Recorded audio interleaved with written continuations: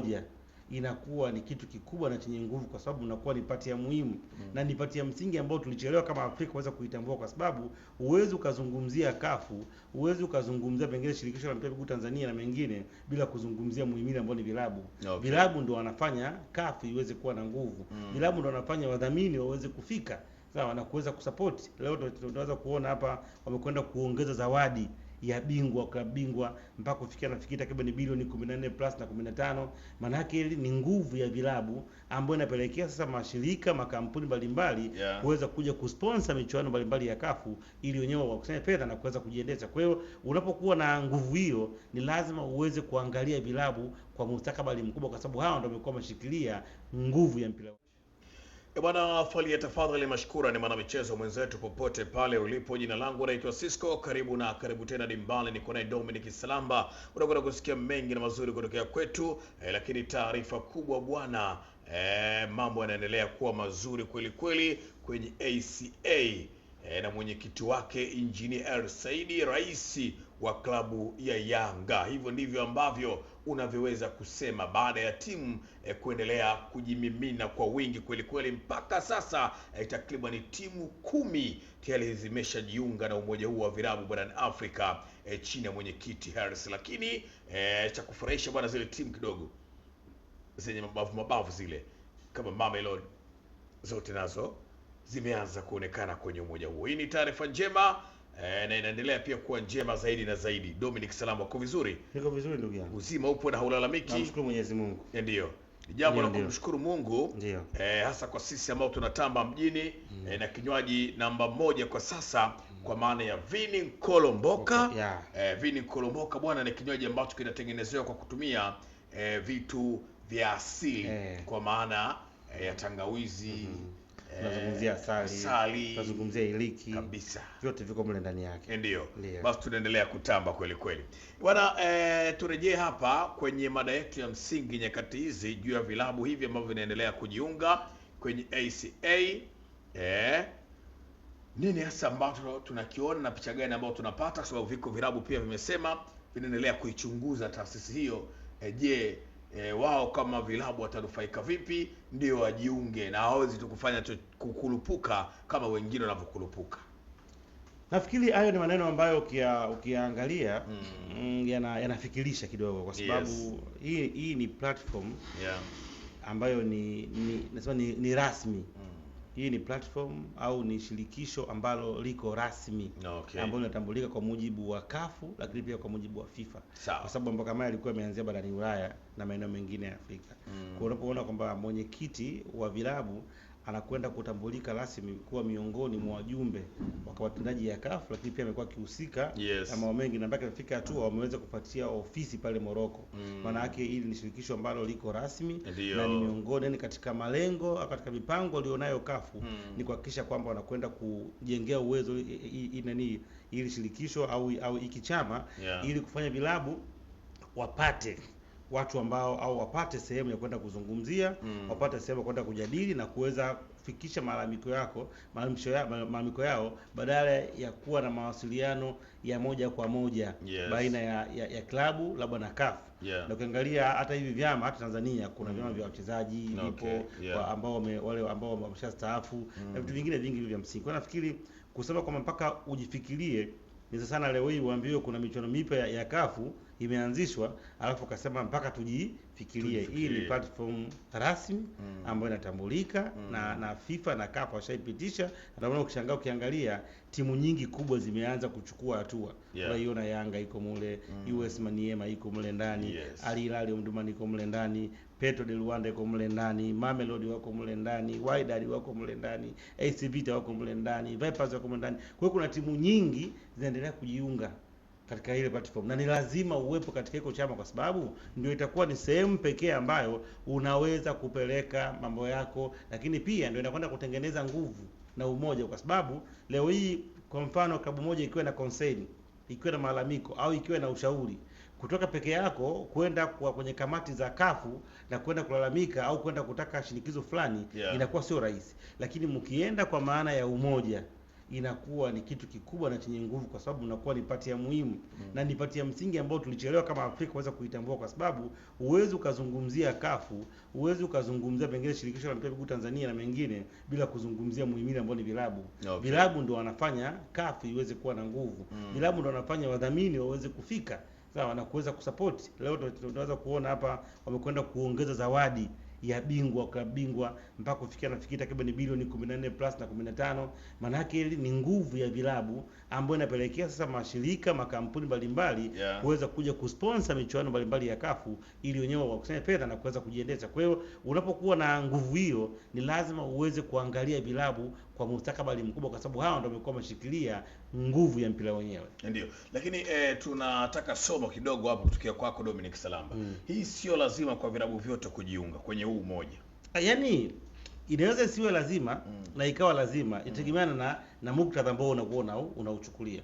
Nimeshakwambia unapokuwa na chama kama hiki, maana yake mambo yote ya msingi yanayohusiana na chama au na klabu itakuwa ni rahisi kuweza kusikilizwa ukipitia kwenye hii platform.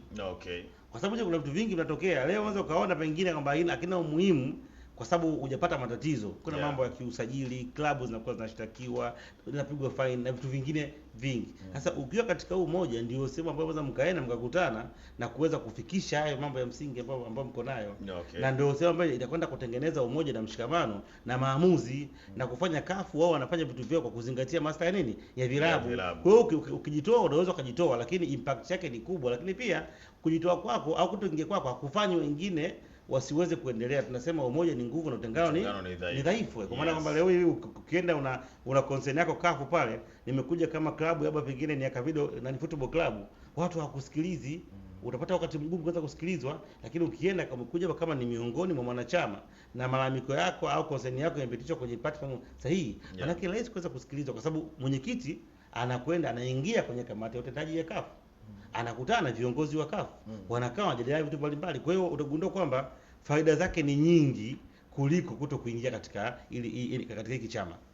Na kwa nini timu labda ya kutoka kwenye ardhi ya nyumbani ambapo inatakiwa jivunie hiki chama, kwa sababu rais ndio anatokea hapo nyumbani, lakini wao ndio wanakuwa wa kwanza kukosoa na kupinga? Hii inatutengenezea taswira gani? Nafikiri nishazungumza. Sisi mpira wetu jue umejengwa sana propaganda. Mjengo sana propaganda. Yaani nguvu ambayo inatumika nje ya kiwanja ni kubwa kuliko uhalisia. Ndio maana hizo timu tumezipatia ukubwa mkubwa ambao leo hii wanashindwa kuubeba, kwa sababu ya matarajio yamekuwa mengi kuliko uhalisia. Kwa hiyo tukiendeshwa na vitu ambavyo kimsingi ukiviangalia havina impact yote, na watu wetu wamekuwa na wenyewe wanapenda hivyo vitu, wamekuwa hawahoji mambo ya msingi. Kwa sababu leo hii hiki chama kimeanzishwa, ni lazima tu kitakuwa kina rais, kitakuwa kina mwenyekiti. Anaweza kawa ni wa Yanga, anaweza kawa wa Mamelodi, anaweza kawa ni wa Pyramid, anaweza kawa Semaniema, lakini cha msingi chama kipo. Na hata huyu aliyopo hata kama milele kesho kutwa wataingia. Kwa hiyo badala sasa ya viongozi wa timu nyingine kuongeza kasi, kujifunza vitu vyema, kupenetrate, kuwa sehemu ya viongozi ambao watambulika na next time katika uchaguzi, nyinyi muingie mkatengeneze hoja, mchukue uskani, nyinyi mnafikiri pengine kuto kuingia kitakwenda karibu kitu. Hapana. Hiki ni kitu ambacho kimekaa, lakini kwa sababu tuna mpira ambao wakati mwingine unaendeshwa na propaganda, kuona kwamba mwingine akifanya kuiga ni kitu kibaya, ndio maisha ambayo tumechagua. Kile kimsingi hakuna sababu za msingi.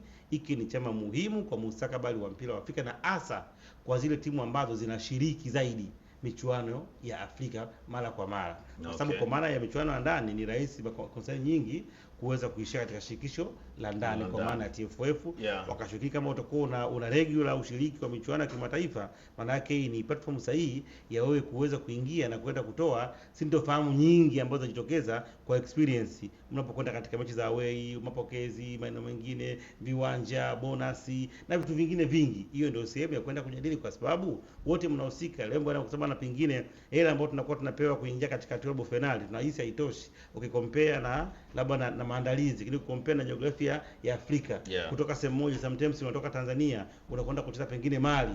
Angalia hiyo jiografia yake jinsi ilivyo, namna kuweza kusafiri, ugumu wa hali ya hewa, ugumu wa jiografia. Hasa yote uwezo ukapea kama klabu Ukienda katika platform kama mmekaa pale mkaanza kushare experience, manake mnakwenda kutengeneza kitu chema ambacho nyinyi ndio mnakwenda kuwa nufaika, kwa sababu nyinyi ndio stakeholder wa kwanza na nyinyi ndio wenye mpira wenyewe. Kwa nafikiri ni faida zake ni nyingi kuliko haya mengine ambayo yamekaa zaidi kishabiki pasipokuwa na muktadha mzuri kwenda kukuza mpira wetu. Okay. Sawa, mimi nataka Salamba, kwa uelewa wako tuambie japo kidogo, Rais wa Yanga ndiyo kiongozi mkubwa kwenye hiki chama, kwa maana yeye ndiyo mwenyekiti wa vilabu vyote barani Afrika. Unafikiri uwepo wake na nyadhifa yake kubwa kwenye sekta nyeti ya vilabu barani Afrika, kuna namna vilabu vyetu vitakwenda kunufaika vya kutokea hapa kwenye ardhi ya Tanzania? Definitely. Tena kwa sehemu kubwa sana. Kwa sehemu kubwa sana, kwa sehemu kubwa, kwa sababu anapokuwa anazungumza sio rahisi kuweza kutolea mifano ya Angola, sio rahisi kuweza kutolea mfano ya Kongo na maeneo mengine. Atakwenda kutolea mfano katika eneo ambalo yeye yupo. Lakini pia yeye anayajua matatizo mengi ya mpira wetu na vilabu vyetu, kwa sababu ndio maeneo ambayo anayoishi. Kwa hiyo kwa kutumia hiyo experience itakwenda kutengeneza muongozo au guidelines ambayo itakwenda kusaidia katika kufanya kafu waweze kuona namna ya kuweza kushirikiana na vilabu. Lakini pia ukiangalia ukanda ambao anatokea yeye, ndio ukanda ambao unaweza kusema kwamba ni miongoni mwa ukanda ambazo zimekuwa hazina mafanikio kisoka. Ukanda wetu ni hatujaje kupata timu ambayo international team ambayo imekwenda pengine kwenye kombe la dunia, hatujaje kuona ukitwa TP Mazembe timu nyingine zikifanya vizuri, pengine kuchukua bingwa wa Afrika mara kwa mara na vitu vingine. Kwa hiyo ndio kwamba mambo mengi ambayo tunakutana nayo ni kutokana na changamoto za kiuchumi katika timu zetu zimekuwa hivyo.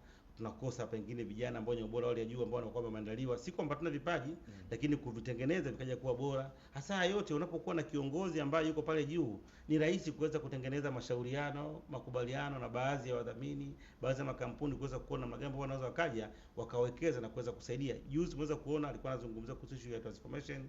Ukiachilia mbali mambo ambayo watu wamekuchoka kama za msingi, lakini alizungumza vizuri sana. Hajabu kuzungumzia mpira, hajabu kuzungumzia mkwamo, hajabu kuzungumzia social iko wapi. Kipia hajabu kuzungumzia mazingira ya kufanya wawekezaji waweze kuvutika, kuweza kuonyesha nguvu na thamani ya mpira wetu kupitia kwa watu ambao wako katika nchi yetu. Watu ambao wana mapenzi mema ya mpira wa miguu katika nchi yetu, lakini wanakosa supporting, kwa maana kwamba pengine fund, kwa maana hali ya kiuchumi haiko vizuri, lakini pia mazingira pengine management yako vizuri. Kwa haya yote ukikaa na watu ambao wanaangalia fursa, wanakaa na chakato na pima, ndipo wanaweza wakaja kuja kuwekeza katika soka letu. Hasa ule uwekezaji hauwezi kuishia tu Yanga na Simba na Azam, maana timu nyingine pia. Leo hii impact ya Simba, Yanga na Azam kuwa kubwa imekwenda mpaka kwa timu nyingine ndogo kabisa, kwa sababu timu ndogo nyingine zinakwenda zinauza wachezaji kwenye hizo timu, zikiuza maana wanauza kwa gharama kubwa pia. Kwa hiyo wanapata kipato, lakini pia imekuwa ni sehemu baadhi ya nyota kupata experience ya kimataifa, kwa sababu msimu huu wanasajili yao wanachukua. Kwa hiyo faida ni nyingi zaidi za kuwa pale, na yeye kama kiongozi ni rahisi kuweza kupata changamoto nyingi za ndani na kuweza kuziwakilisha kama ni sehemu ya kwenda kutatua na kufanya mpira wetu uweze kupiga hatua kufika malengo ya juu. Bana we Dominic Salamba, mimi nafikiri kinachoendelea kwa sasa labda ni mitazamo binafsi na itikadi zetu za Simba na Uyanga, na hizi zitatufelisha tukiziendekeza. Nafikiri kweli ni kweli, na tukiendelea tusipokuwa wa kwenda kuzikemea hizi zitakwenda kutuathiri, kwa sababu hatuwezi kusaidia mpira. Tulikuwa tuna mambo mengi ambayo tunajishiga nayo ambayo hayana msingi wote kwenye mpira kabisa, lakini kuna watu wananufaisha. Kwa hiyo fikia tuanze kuangalia maslahi ya wengi, tuache haya wachache ambao kazi yao siku ni kutupigia propaganda ili tubakie pale pale, wao waendelea kunufaika. Watu lazima wa open mind, waweze kufikiri kwanza kwa namna gani tutakwenda kuona mpira wetu unakuwa. Watu watoke kwenye uoga, waamini hizo timu zina nguvu. Watu waende kwenye kugeuza mtaji wa wanachama kwenda kuwa pesa, ili timu ziweze kuwa na nguvu kuweza kujiendesha. Watu wafikirie namna gani ya kujenga viwanja, namna ya kuweza kusajili wachezaji wakubwa. Haya ndio mambo ambayo tunataka viongozi ambao watakuja wakiwa na mitazamo chanya, wakiwa na malengo na kiu ya kuona timu zetu zinapiga hatua. Kama leo hii sisi tunaweza kuwa na mashabiki wengi Simba na Yanga, timu nyingine, kwa nini tunakwenda kuzidiwa nguvu ya kiuchumi timu nyingi ambazo hazina mashabiki? Kwa nini mambo yanakwenda kutokea? Miongoni mwa nchi ambazo zimebakia ziko zina nguvu ya soka la ndani, wanazungumzia nchi ya Tanzania. Kwa nini hatunufaiki nayo hiyo spirit ya mashabiki wetu kwenda katika mchezo wa kimataifa? Kwa hiyo nafikiri ni lazima tuone kama viongozi wetu wanakwenda kusaidia mpira lakini sio kwenda kusaidia mifuko yao wenyewe. Bwana wewe, viongozi wetu usaidie mpira wetu wa Tanzania, na si mpira wa Tanzania tu, mpira wa Afrika pia unataka usaidiwe kweli kweli, ili uweze kufika kule ambako tuna utarajia ufike. Lakini naendelea kukumbusha kwamba Helabet ni kampuni bora kweli kweli ambayo inaendelea kukupatia wewe bonus mpaka shilingi 300,000 za Kitanzania unapoamua kujiunga ama kujisajili kuwa mwanafamilia. Ni rahisi mno ili uweze kuokota shilingi 300,000 zako za Kitanzania unapojiunga ama kujisajili. Pale kwenye promo code yako utaandika neno Salamba. Usiishie kuandika Salamba, hakikisha unaziandika hizo herufi kwa herufi kubwa, yani Salamba isomeke kwa herufi kubwa. Hiyo ni tiketi ya wewe kupata bonus mpaka shilingi 300,000. Bwana, hakuna kampuni nyingine ambayo inaweza kufanya hivi. Ndio maana tunakwambia Jamvika na Salamba tuko kwa ajili ya kukupatia odds bora nzuri za uhakika, lakini Helabet wao wako tayari kuhakikishia kwamba unatia mkeka wako na unatengeneza maokoto mazuri kupitia wao. Cha kufurahisha zaidi bwana, unapokuwa mwanafamilia wa Helabet, Jamvika na Salamba pia watakuwa wanakupa majamvi ya bure kila itwapo leo. Hii haijawahi kutokea na uwezo kuipata kokote kule. Lakini Dominic Salamba, AFCON inaendelea. Unaweza pia kutupa tip mbalimbali za kuhakikisha kwamba tunatengeneza maokoto, na kwa namna gani Jamvika na Salamba mmejipanga kuhakikisha tunaendelea kutengeneza maokoto ya fungia mwaka ili Januari watoto waende shule vizuri. Nafikiri AFCON unataka kuzungumza imeanza kwa kasi. Tumeshuhudia jana na ni Morocco wenyeji wakipata ushindi mzuri wa magoli 2-0 kutoka kwa Komoro. Haikuwa mechi rahisi, ni mechi ambayo ilikuwa ina ushindani, lakini sisi kama Jamvika Salamba tulikuwa tumeshaiona na kuweza kuangalia. Leo kuna mechi nyingine zinaendelea. Kuna mechi ya Mali inacheza leo hii, kuna mechi nafikiri nyingine ya Zimbabwe inacheza leo hii. Kwa kuna mechi zipo. Kwa hiyo msingi ni kuendelea kujiunga katika platform zetu sisi kwa kuweza kununua mikeka yetu ili uweze kupata odds nzuri ambazo zimethibitika na kutoka kwa bora ya juu, na pengine baadaye uweze kuvuna. Uzuri wa michuano hii tunakwenda kupatia mara nyingi ni odds ambazo zinakwenda kutoa moja kwa moja, kwa sababu timu zake tumezifanyia tathmini ya kina kuweza kujua zinabora katika gani. Kwa msingi hakikisha kama unaendelea kujiunga kupiga nyota 150 nyota 50 nyota 1 leli. Leo unaweka namba kampuni 610 251 28. Baada ya hapo unaweka kiasi kwa siku shilingi 1000, kwa wiki 1500 na kwa mwezi 15,000. Baada ya hapo unaweka namba yako ya siri na utapokea ujumbe kutoka Selcom Samba TV ukiwa umejiunga na kuanza kufurahia huduma bora ya Jamvika na Salamba ambayo imeungana na Helabet kuletea odds kubwa, lakini pia kupatia mtaji wa hadi shilingi 300,000 kama utaamua kujisajili kupitia platform za Helabet kwa kuandika promo code ya Salamba kwa herufi kubwa. Bwana, hivyo ndivyo ambavyo tunatamatisha hapa bibi pamoja na Dominic Salamba. Hakika mambo ni mengi, muda ni mchache, lakini muda huo mchache sisi tunautumia kukupa wewe taarifa bora za michezo na burudani. Jina langu naitwa Cisco na mimi sina la ziada. Nikwambie tu tukutane tena muda na wakati mwingine kwenye vipindi vinavyoendelea. Wailalika, ba salam.